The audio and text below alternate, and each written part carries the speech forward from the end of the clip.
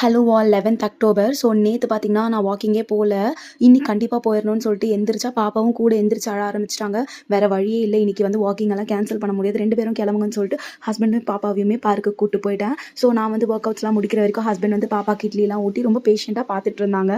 அப்படியே ரிட்டர்ன் வீட்டுக்கு வந்துட்டு எங்களோட பிரேக்ஃபாஸ்ட்டை முடிச்சுட்டு லஞ்சுக்கு பார்த்தீங்கன்னா வெயிட் பண்ணிட்டு இருந்தோம். எதுக்காகனா எங்கள் மாமியாரும் மாமனாரும் வெளியில் போயிருந்தாங்க, வரும்போது பிரியாணி எடுத்துகிட்டு வரோன்னு சொல்லியிருந்தாங்க. ஸோ அதனால ஒரு 3:30 மணி வரைக்கும் பொறுமையாக வெயிட் பண்ணிட்டு இருந்தோம். அதுக்கப்புறம் நாங்கள் கொஞ்சமாக பிரியாணி சாப்பிட்டுட்டு அப்படியே ரெடியாகி திருவிக்கா பார்க் போயிருந்தோம். ஹஸ்பண்டோட ஃப்ரெண்ட்ஸ் வந்து வந்திருந்தாங்கன்னு சொல்லிட்டு இவளுக்கா ஜோரம் அப்படின்ற மாதிரி ஆகிட்டு அங்கே போனதும் செம்ம எனர்ஜெட்டிக்காக விளையாடிட்டு இருந்தாங்க.